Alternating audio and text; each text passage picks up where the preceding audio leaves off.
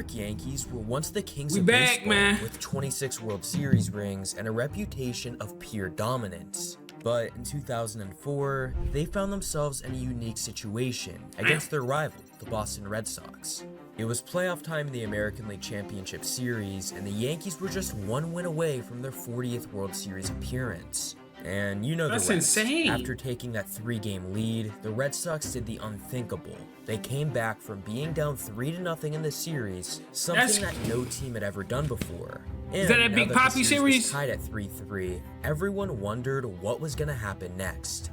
Oh, you have to respect them. I mean, they had great fight, great comeback, and now we'll see if they can take it all the way. But the Yankees are the Yankees. But when nobody thought it was possible, Red Sox Nation enjoying its version of a national holiday. All of Boston going absolutely bananas now that the curse is officially reversed. that was the moment the Yankees' curse on the Red Sox was finally dead. The Red Sox have done it in improbable fashion, winning 8 straight games against the Yankees and the Cardinals, and the Boston Red Sox are the world champions. Everybody knows about the Red Sox side of this story, a team that never gave up, came together, and made history. I watched Big Papi and But Pedro. what about the Yankees' perspective? For sure. How did they go from winning the series 3-0 to committing the largest choke in Major League playoff history? To understand, we have to go back in time to the beginning, when the curse on the city of Boston began, and it all starts with Damn, Babe curse Ruth. on Boston? The Yankees have just purchased him from the Boston Red Sox, where he made good as a pitcher. Before trading Babe Ruth, the Red Sox went from winning 5 World Series in 15 years, but when they did trade him, they won 0 championships for 86 years. In that Why time the span, they hell? went to Why the hell they trade Babe Ruth? Was they drunk? Look, man, we back with another baseball video. Y'all already know what's going on, man. Like, comment, subscribe, bro. Hey, let's go ahead and check out this Yankee Dynasty, man. The 4 World Yankees. Series appearances, all of whom went to the final game, Game 7, and they lost. The worst of all the World Series was in 1986 against the Mets, when the Red Sox were a strike away from being world champions again. Damn. With a 99.999 chance to win in the 11th inning, they managed to blow it in the most pathetic way imaginable. A routine grounder went through the first baseman's legs, allowing the Mets to come back and win. It went through his legs. Oh man, bro.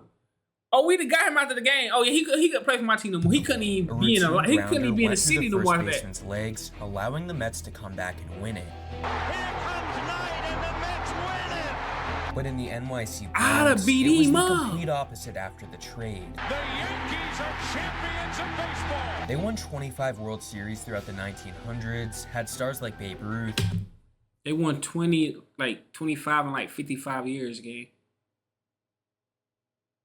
They won half of the rings. Nasty. Joe DiMaggio, Mickey Mantle, and countless others. By the late Yankees 1990s, was they were different. back on top with the dynasty led by Derek Jeter, Mariano Rivera, and manager Joe Torre. They Joe won the World Torre. Series in 1996, 1998, 1999, Okay. and even in 2000, becoming the third Yankee dynasty to win at least 3 consecutive championships. In 2003, they were Damn, looking they to did add that, though. another World Series win to Hold on, their go back. resume. What you say? And in 2000, becoming the third Yankee dynasty to win at least 3 consecutive championships. In El 2003, Capitan. they were looking to add another World Series win to their resume. El But Capitan. first, they had to get past Boston in the ALCS. The Yankees won the division that year with a record of 101 wins and 61 losses, with the Red Sox coming in second place. And this was also the second time in MLB history that these two teams were facing off in the playoffs. They had played each other 4 years prior in 1999, ending in a Yankees win. So this time, it's 2003, Sox-Yankees. The series was tied Big at Papi. 1-1, and it was Clemens versus Martinez. Woo! By the top of the 4th inning, Martinez attempted to hit Yankee batter Kareem Garcia. And after that, he revealed that he hit Kareem Garcia intentionally. Former Red Sox Roger Clemens, who is now on the Yankees, brought matters into his own hands. Bam! Yeah! Don't play with Roger now. Roger gonna get to it. Pedro going, yeah. Pedro probably Just personal. moments later, 72-year-old Don Zimmer, the Yankees bench coach, ran hard at Martinez, resulting in Zimmer being thrown into the ground. And the chaos just Now, why ignited. you do that? We've had another ugly incident as a fan out above that Yankee bullpen has jumped down in there. The Yankees won that game 3-2, giving them a series lead. but the Yankees as a team were extremely upset at Martinez. Joe Torre specifically was pissed off and told the media that Martinez should have shown more respect towards Zimmer. Posada said Martinez's actions were disgraceful, and Karim Garcia also said that he crossed the line by pitching that ball at him. After the game, he was being bashed by the media and later even revealed it was his one career regret. And just like Derek Jeter later said, that was a moment neither the Yankees or the Red Sox ever forgot in their rivalry. But both teams just kept going back and forth through the series, leading up to a Game 7 taking place in NYC at the house that Ruth built. Bam! Nixon into right center field. Did he get enough? Yes, he did. The Red Sox strike first. The Red Sox had the lead almost this entire game, but the Yankees weren't going to go down without a fight. Into right center field. Damon back at the track. The wall. It is gone from run. The Yankees went on to tie the game by the end of the 9th inning, making it an extra innings classic, ending in the craziest way possible. And Boone to lead off. His first at bat of the game. There's a fly ball deep to left. It's on its way. There it goes. That big gone. The Yankees are going to the World Series. Yankees are going to the World Series. For home, that's crazy. The Yankees' backup second baseman Aaron Boone stunned the world, sending the Red Sox home. Stun the and made it the world. Yankees' 6th World Series appearance in just 8 years. You have things in your life that happen that you can recall like it was yesterday. That's something that's very hazy for me. The Yankees were superior in the rivalry once again. Damn. Mariano runs out to the pitcher's mound. It was cooking And he up. just falls apart.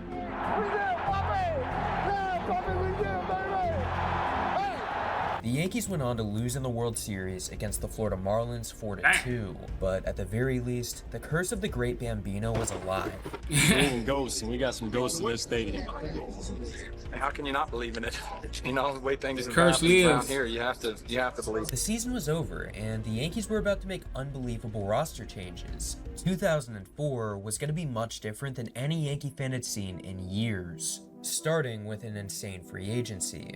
The Yankees planned on conducting mass reform on the roster and completely spending every dollar that they possibly could have, starting with the signing of former Atlanta Brave outfielder Gary Sheffield on a 3-year, $39 million contract right after putting up a .330 batting average the year prior. And it seemed like a great signing at the time, but one key problem that they had to address immediately was the starting At the rotation. time. As the Yankees were about to lose 3 of their top starters to free agency, legends like Roger Clemens and Andy Pettitte were headed You out lose the Roger door, Clemens, you along know with what's gonna serviceable happen, starter eh? David Wells. To attempt to replace their level of production, they added 2 starting pitchers to bolster their rotation, being Javier Vasquez and Kevin Brown, 2 pitchers who both had great success in 2003. But the last step to solving their pitching conundrum was by improving the back end of their bullpen.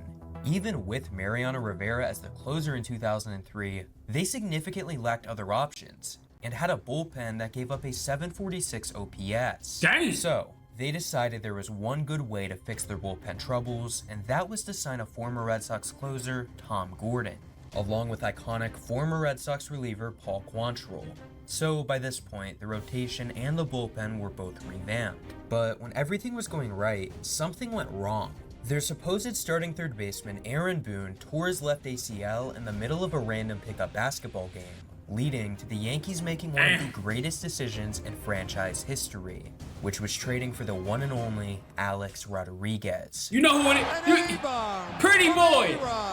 Before the I know Yankees A-Rod. acquired Rodriguez, he actually really wanted to be on the Red Sox, and it was mutual. People hate A-Rod. I love him and hate him at the same time. He is a he be doing goofy shit, but I love him.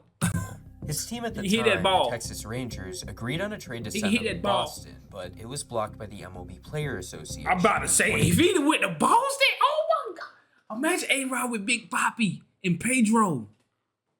10 in a row.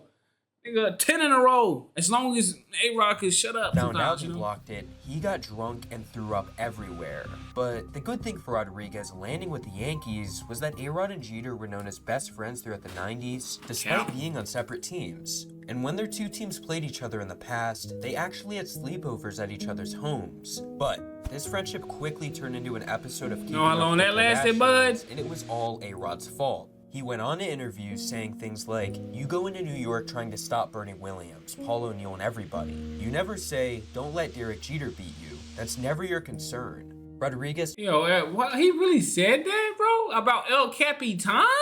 told another media source that Jeter has never had to lead a team and that he can just go out there, play, and have fun. These comments led Jeter to believe that Rodriguez was not a true friend. But regardless of the tension between the two, they now had to share a left corner infield playing at shortstop and third base. But on the other side of the rivalry, the Red Sox were busy adding a former ace into their rotation, Curt Schilling, and even a closer in Keith Foulke through free agency, leaving a stunning Boston payroll of $128 million.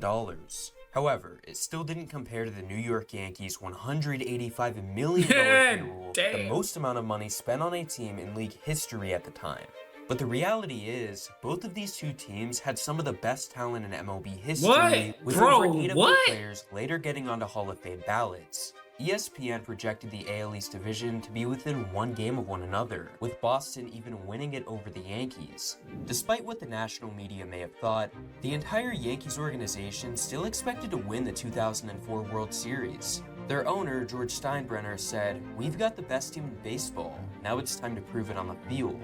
Even newly acquired third baseman Alex Rodriguez said, "I've waited my entire career to be on a team like this. Winning the World Series is the only goal." Considering that A-Rod was their youngest player in their starting lineup at 28 years old, they clearly had veteran leadership to win it all. And by July of 2004, the Yankees were absolutely killing the Red Sox in a game. It's unlikely that the Red Sox will catch the Yankees. The Yankees have never blown a lead of 6 or more games. On July 24th, 9 months after the Aaron Boone walk-off, the Yankees and the Red Sox were facing off at Fenway Park. It may be no surprise to you that the Yankees were winning 3-0 by the 3rd inning. But in that same inning, an all-out riot began after A-Rod was hit by a pitch. He says something to Bronson Arroyo. Here we go. Oh, yeah! Veritek and A-Rod going at it. Rodriguez was upset and felt that the Red Sox were intentionally trying to hit him. So Veritek told him to go down to first base and that they don't hit .260 average hitters. Down the line, he told him that. I'd have got tight too. I'd have got mad. Because you could have said the first part without saying the second part. Like, you ain't had to say the second part. Rodriguez actually looked back at himself at that moment and questioned why the hell he did it in the first place. Ultimately, Rodriguez went on to hit 35 homers that year and even outperformed Jeter in multiple different stats. It's A-Rod, bro. Line up the middle. There's a base I know he would talk. I know he crazy, but despite the division ending up close, the Yankees won it by 3 games over Boston and even crossed the 100-win mark. But overall, the Red Sox had an ERA plus of 1.16 compared to the Yankees' 96 ERA plus. And even offensively, the Red Sox lineup outscored them by a total of 52 runs. Despite this, the Yankees remained confident, with manager Joe Torre telling the team, "Our guys have been through this before. It's about staying focused and playing our game."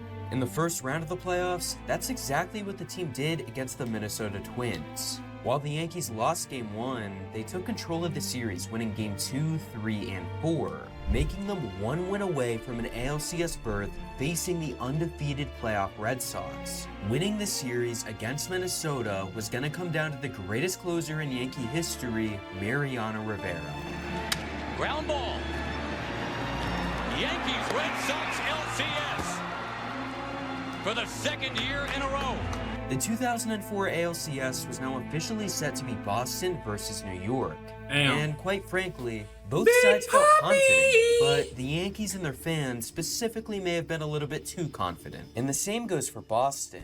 Curse? What curse? What curse? Going into Game 1, New York had home field advantage, and it was set to be Mike Mussina versus Curt Schilling. The obvious problem for the Yankees was the starting pitching being at a disadvantage. Mussina was an inconsistent playoff pitcher, whereas Schilling had one of the greatest postseason records of any pitcher ever. Regardless, early into the game, we had a winner. Lofton cranks it down the right field line. That ball is gone for a home run. Not only did Mike Mussina pitch 6 perfect innings, but the Yankees offense put up 10 runs. With 6 of those runs given up in the first 3 innings by Schilling. And just like Derek Jeter said, taking the first game sets the tone.